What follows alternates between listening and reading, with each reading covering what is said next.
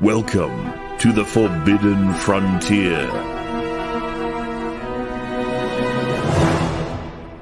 Well, Elizondo, one of the reasons he's controversial is he's a counterintelligence agent. He says to find out what the bad guys were saying about us, but also part of his job was to sow the seeds of discourse in regime change. Does that totally dismiss him? No. Does it give legitimacy to people's doubts? Yes. That being said, I thought the Rogan interview was great. I think there is a faction in our government that wants this out. It's got factions. That pretty much what you just said though sums up a lot of what he said. It's like, yeah, we kind of know that already. All right, you're confirming what we already know. Like, oh, they have 4K footage of UAPs? Yeah, we know that. Of course, but, sure. Can we see it, please? I think this interview on Joe Rogan did not hurt his cause at all. I think it helped. Yeah. It was a very good interview. And the News Nation was a very good interview as well. Yes, it was. It added a couple of other little details that weren't covered in the JRE. With the wife. JRE. Yeah, with his family and fallout from that. And then the probes. Dude. You know about the probes, right, Gary? Yeah, Zorbu was following him around. No, it's the hitchhiker syndrome, and then his wife, them being uprooted, the fact that they're broke and they were living in a fucking trailer, so the whole like I'm doing this as a grift thing kind of falls apart. I did hear some new stuff. I would absolutely fucking love to see it, but the stuff we've heard over and over again, we have to keep in mind him being on Joe Rogan is going to bring in a ton of new people now. The majority of people into Graham are from Joe Rogan. There was us who knew him from Art Bell and back in the day, but it was still a small number of people, and then it hit the zeitgeist. I don't know if it'll hit it like Graham and Randall did, stating that you saw a city block size ship pass by an oil rig underwater at 500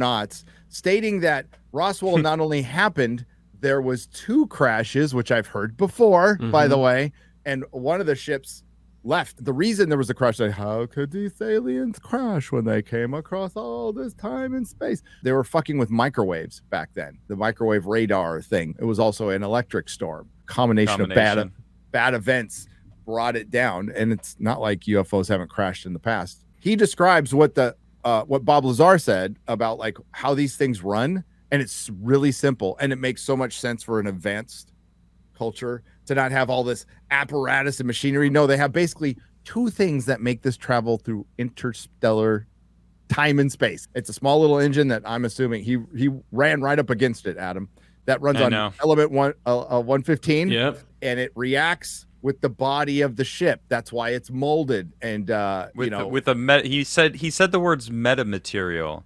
Oh, wait a minute. Well, what do you mean by that? And he kept going. And I'm like, oh, what do you mean metamaterial? What I can absolutely 100% believe is that the bureaucratic structure of the government and its compartmentalization and its incompetence, and then it's the very top who know what's going on, who rely on both. Nobody knows all of everything. That's part of it. Yeah. But there's also they're sitting above the rat race, looking at all the different rooms that everybody is doing their own little research bubbles, and they can see them all. Malicious people that are keeping secrets, and then I think there's also people that are keeping secrets because they think it's the best interest of everyone. These are possibly a threat. We don't want to let them know that we know, that we've told everybody, because then that may move up that clock where they go, okay, let's just invade now. When you hear him talking, especially on the interview, Garrett, the interview with News Nation, you're like, how can he say some of this shit? But you can also tell that there are loopholes he can jump through based on his security clearance, because most of what he's talking about is already public. But he's saying stuff that sounds crazy. I don't think so. I think it's very believable. I think the best case for our government lying to us and doing some pretty fucking evil things was COVID. Great eye-opener for the world that your government doesn't give a fuck about you at all. There are people within it that do, but the corrupt people in charge do not. They just openly tried to kill a presidential candidate, in my opinion. Yep. To what Garrett was saying, though, they might invade. He made a good comparison to what we do as humans, how we look at an opponent and how we scout them out. He used the Cold War as like a primer into this conversation. Talk about the Cold War. Wasn't a Cold War. There was proxy wars going on. And to the point where Russia and US were communicating and saying like, hey, if you see something, don't automatically assume it's us. It might be a UAP. There was or is it was it also counterintelligence though? So like that was kind of hard to. I want to believe decipher, but enough stuff did happen to where they did for a while start working together, and then that stopped when the Cold War heated up. I guess George Knapp got out with material. Knapp went out there and talked to generals and got files and material and fucking came back with the Glasnost. And then when the Berlin Wall fell, they were more open than we'll ever be. Now I can't wait to read. I was kind of like, on his book. Now I'm like, I can't fucking wait to read his book. I had never actually listened to Lou Elizondo, and so this was kind of the first time I really got to like hear him and listen to the way that he speaks, and I am more interested in his takes because of the things that he talked about outside of the UFO stuff, right? What happens after death, what kind of reality we live in, and the way that he was talking about things. It's the same as the way Grush kind of alluded to a different reality that is kind of blending with ours. Between spaces. Yeah, you know, and I'm like, yeah. I really do feel like this is some sort of human societal primer to get people to finally understand that there's another reality that is meshed with ours that we can't see. We can, but the general public isn't aware of it. But you can see them if you do these certain things. Let me throw out a scenario, Adam. So it was always, people will panic if we find out there's UFOs and aliens, which I honestly don't believe that much anymore. I think certain countries would, but I don't think the world would collapse. I think America would be just like, yeah. And the UK and Europe would just go, yeah. You know, that's another Tuesday. I mean, look at the reaction to 2017 when that stuff dropped on New York Times. It was like, oh, wow. Anyway, what if the government came out and said, yeah, we got absolute 100% confirmation. We're a simulation. You're just a bunch of dots. That wouldn't surprise me, actually. Your reality is preordained by some code. I mean, that's not really a stretch. That would freak people out. Well, if you think about a lot of people that have faith in different, whatever religion that you follow, that is kind of what it is. You are a programmed, it's a simulation, if you want to use that word, but it's a creation. But you have free will, at least in the Bible. That could be programmed as well. Turns out you really don't. You think you do. You're programmed to think you do, but you don't. And they just find confirmation that people would shit themselves. They would. It really is interesting when you know the quantum mechanics of quantum entanglement and understand the physics behind it and how that doesn't make any sense and how it's not actually possible unless time isn't linear. And when you think about the fact that time isn't linear and things change when you observe them, that's what simulations do in a video game. When you observe something, the computer exactly it brings it into focus for you, but all the rest isn't actually rendered. And that's just what we perceive. Interesting. It's just what we perceive. Exactly. Yeah. Right. And he brings that up. He brings up gravity. He's all, gravity's not a thing. It's a reaction to time and space. It's an effect. And we don't know what causes the effect. Yeah. It's in the other interview, Adam, where he brings up like, hey, I don't know where they're from. I don't know if they're from outer space or below the ocean or the space between spaces. I'm like, oh, okay. I like that's where he sounded like Grush. I think they're telling us without telling us. I think back to the main scientist again. Watch the first Jeremy Corbell Skinwalker Ranch, where the scientists and they have been there for years, and they're like, we couldn't get anything to repeat. And I'm paraphrasing what the guy said. The UFO phenomenon is far weirder than we ever thought it was. It's not simply just little green men from outer space. Yeah, flying in and flying around. Much more complicated than that. Adam, it's interesting. You kind of triggered my memory of what we were talking about before about light and how there's stars that are so far away we don't even know they exist because the light hasn't gotten to us. That's like a skybox. That's like a fog distance in that simulation. It's only rendering what we can see. His breakdown at the end of the interview was really interesting about what happens to you when you die. His funeral when he went to his dad's mother. His mother, dad's. yeah. Well he talked about them both. The moment that his mother died, he saw that she wasn't there anymore. Left. It was just a vessel. I just went to my grandmother's funeral And that is exactly what my dad said. It wasn't her anymore. Like, I can just feel there was something different about it. It's an interesting question when you ask, like, what makes you who you are? People usually say, like, the brain, your soul, your personality.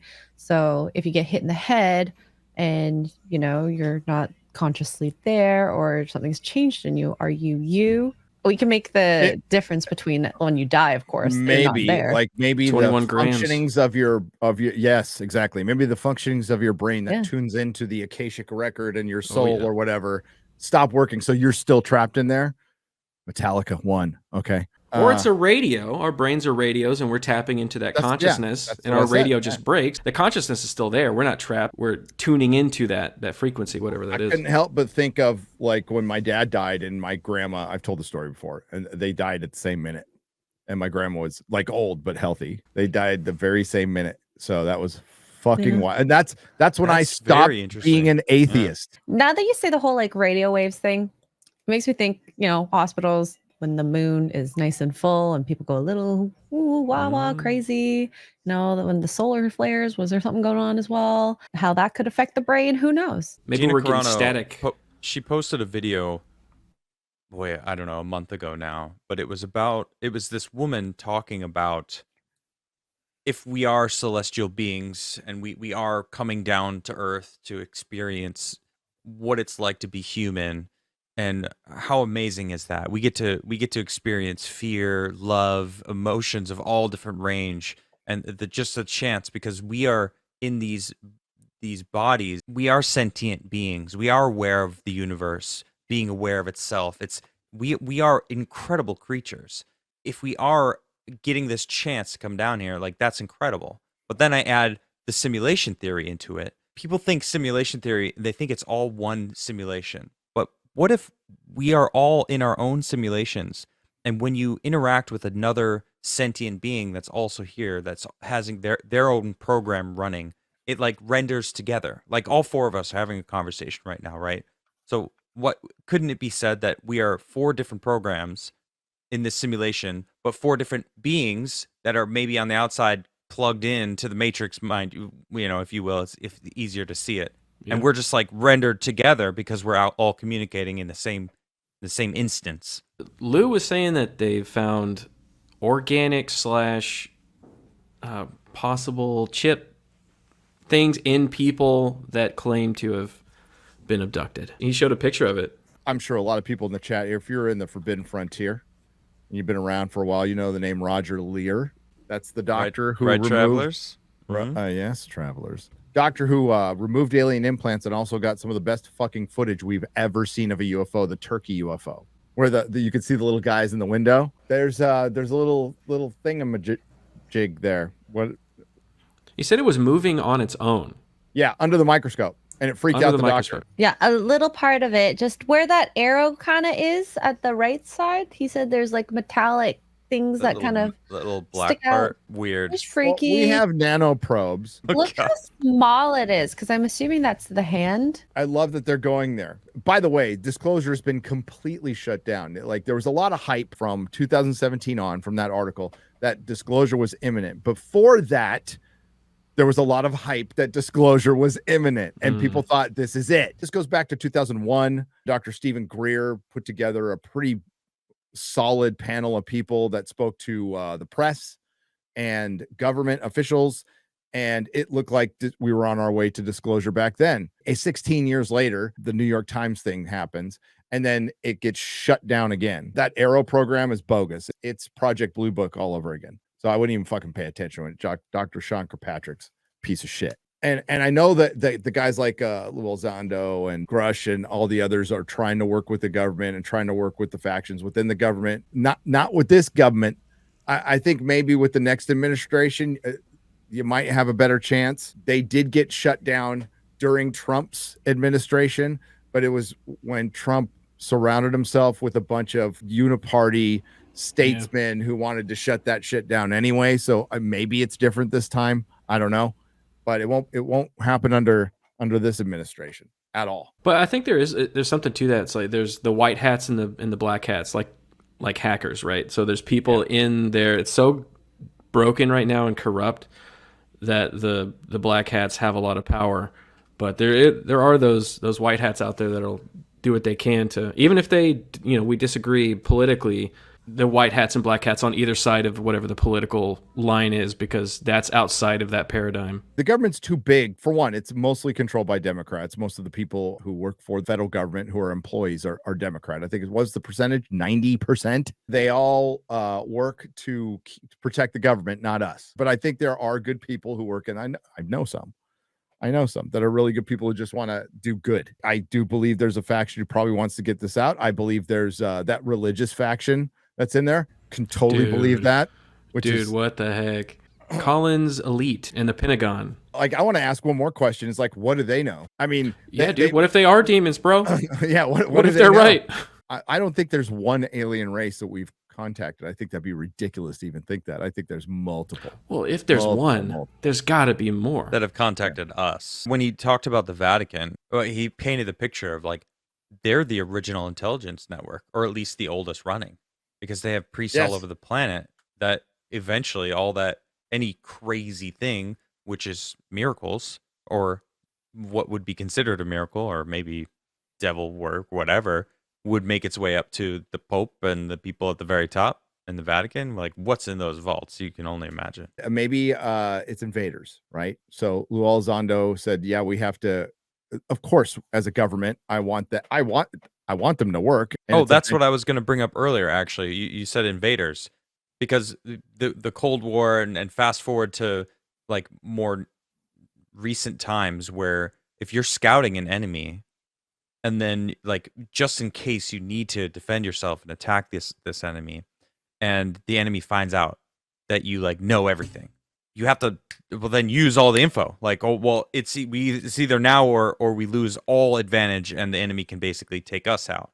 And he said, all right, well, what if that's the aliens? What if they don't know that we know about them, right? And we release this information to the public, and then suddenly these aliens are like, oh, they're going to team up now. They know too much. We should invade now. There is a chance, whether it's 1% or not, the fact that exists, there's someone in the government that has that job. That's like, what if we are invaded? So they have to treat it as a real national security threat. Therefore, there's a branch working on a plan if we do get invaded. The people that are keeping it a secret because they want to protect America, I understand. I get that. But I think at this point, we deserve to know. I understand why certain things, like you do not want to share the nuclear codes. You don't want to share the formula to make a nuclear bomb. Okay. But we're paying for most of this shit. This tells me there's something more to it. Because if it was just like, hey, we found some crash ships.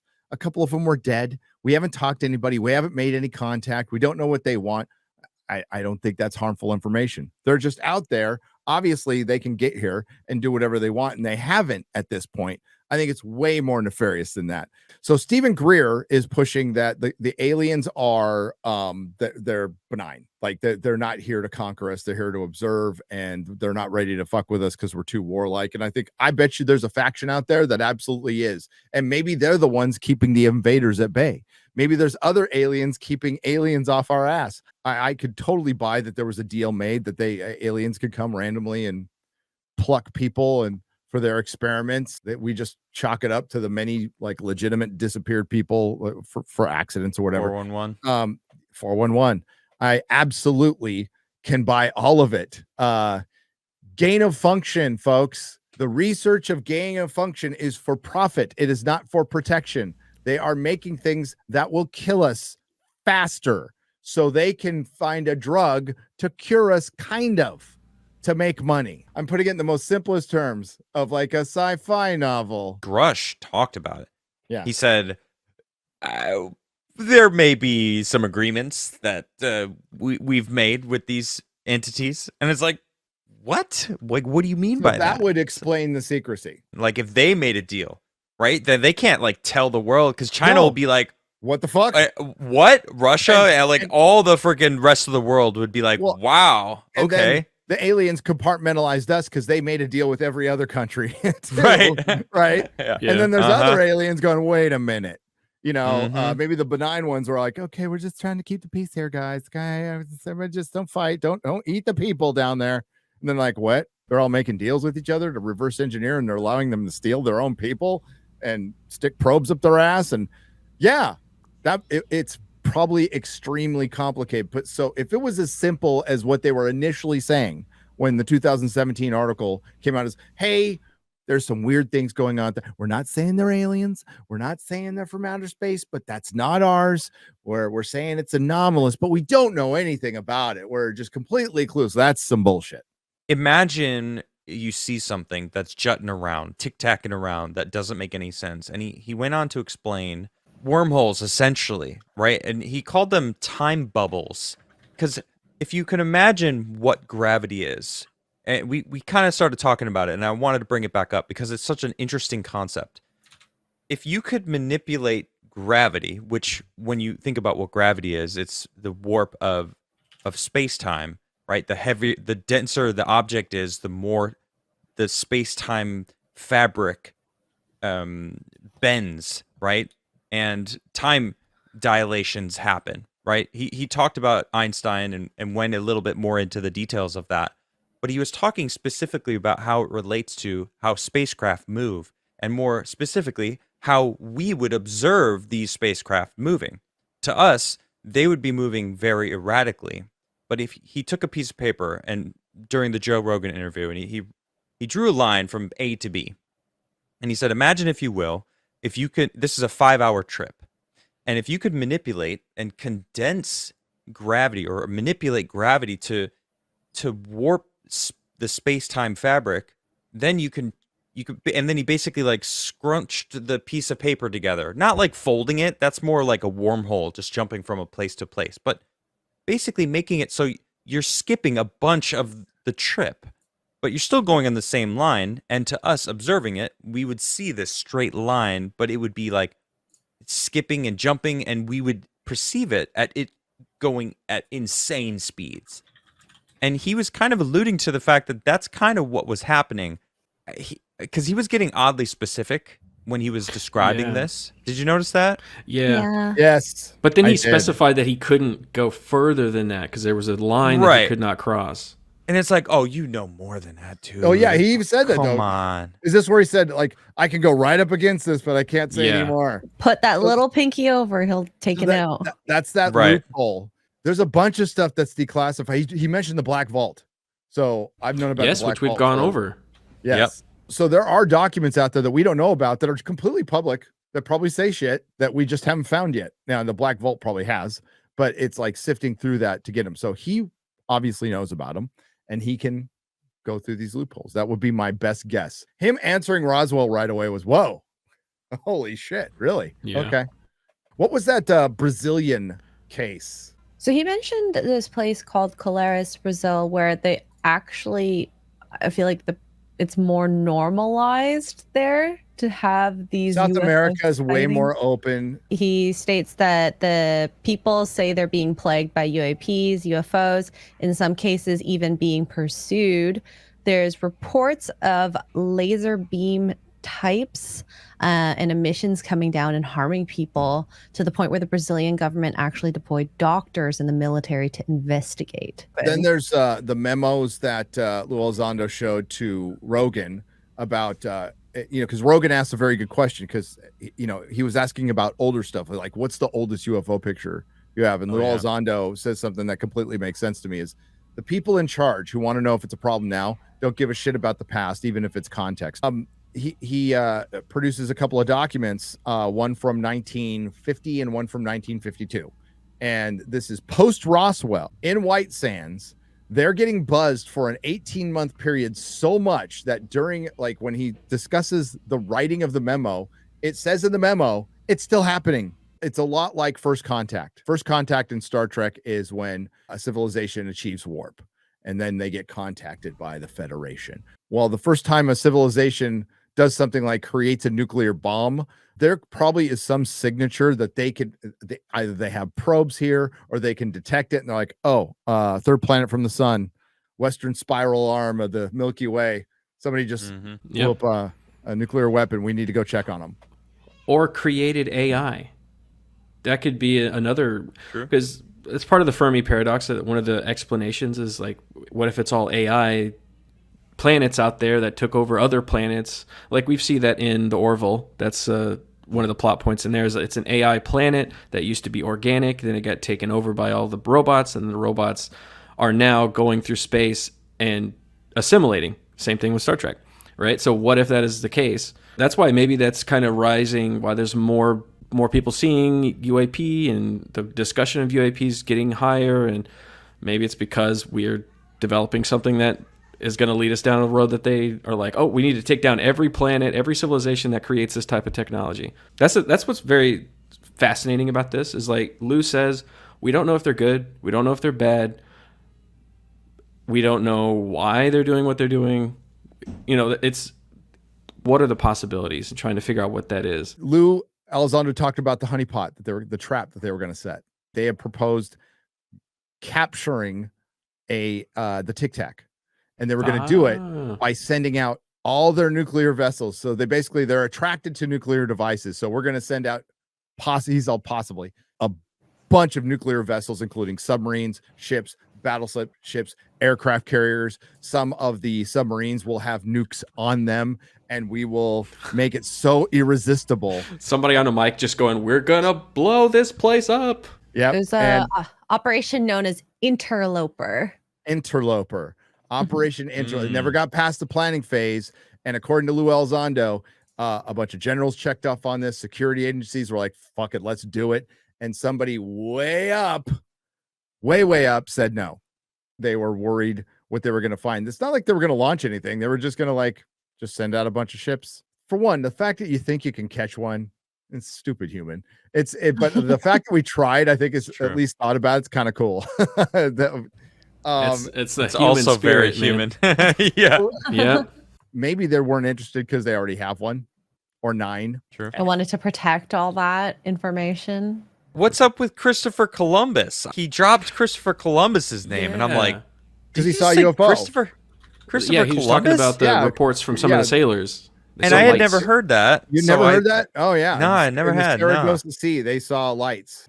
Yeah, and then they started talking about sea monsters and stuff.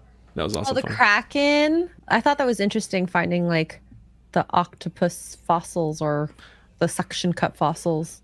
That's what's so kind of cool, is we thought those were all stupid. It's like, oh, there's no sea monsters. None of that stuff is real. And then we start finding fossilized suction cups, or we find that the colossal squid that could explain that, you know. They say the original log of his voyages didn't survive because his journals didn't make it. But what is this website? Anomalyinfo.com? Interesting. I only kept this one because they all kind of said it, but this has these 2 examples together. All right, the first one is they sailed that day and night 27 leagues and a few more on the route west. And on this night, at the beginning of it, they saw a marvelous branch of fire fall from the sky into the sea, distant from them 4 or 5 leagues. Now, people say it was a meteor or all these different things. And then this one, which, you know, it really could be anything, right? But like a marvelous branch of fire, that sounds like a meteor, I suppose. But you think about like a burning branch falling, that's not like a circle, right? You think a meteor, it's like a comet, it's got the streak, but like a burning branch, to me, when I think of that, it's more of like, I don't know, like that is an interesting way to describe it. Yeah, it doesn't feel to me like a meteor, you know?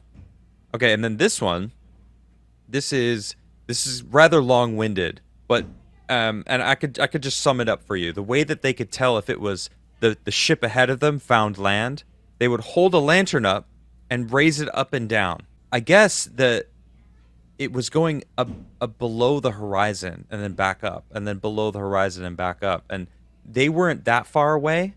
There was like this idea that maybe that wasn't actually the ship in front of them, and maybe this is some sort of light that they saw that was leading them, or that was just kind of floating around. This was in the Bermuda Triangle area. If you have a lantern and it's dipping below the horizon, you're not close enough to see that light from a lantern. No. If it's dipping below the horizon, that is far. I would also assume these they're on a ship. These are experienced seamen. They they know what they've like. This is odd. Amen. This is an odd thing to see. Correct. I don't think it was the horizon. I think it was the water. I think it was bobbing in and out of the water, and it wasn't the lantern. It was, I believe, in Ancient Aliens, or it was an Art Bell show. I'm not sure, but they did a whole special on sightings from old ship logs, Cool. like a Turkish ship in the 1700 Ottoman Empire probably saw a giant bright light go under their entire fleet and documented it. Right. Whoa. What do you guys think about the... He talked about this, saying we need to not go after these people that are holding the secrets, and that there's a lot of people that are worried that the public, and there are people that are calling for anyone that's hiding stuff. He wants to award those, like, for coming and bring this stuff out. He was alluding to the fact that, like, there are people in the government that aren't, that they're worried that they're going to be reprimanded or like thrown in jail or whatever for like lying, blatantly lying to keep these secrets. To incentivize, like not reward in the sense of money, because that would be just as bad. Right. Reward in like, we're not going to shame you, we're not going to come after you. You could just say your piece and whatever. Exactly. You know? Yeah. Well, like we're not going to prosecute you and or give them a medal, whatever, disclosure medal. Yeah, we're not going to prosecute you. Yeah. Not put your life through hell and discredit you and bring up your medical records about PTSD or say you never headed an organization, which you did. It's a tough sell for anybody who's in this field right now. Is people who are into UFOs are just wired to not believe the government for very good reason, because the government actively worked against them for many years, infiltrating MUFON, infiltrating UFO groups, fucking with people with sightings and ruining their lives and ending some. But I'm open to finding the truth, and I'd really love to believe that there's a faction in the government that might want us to know the truth.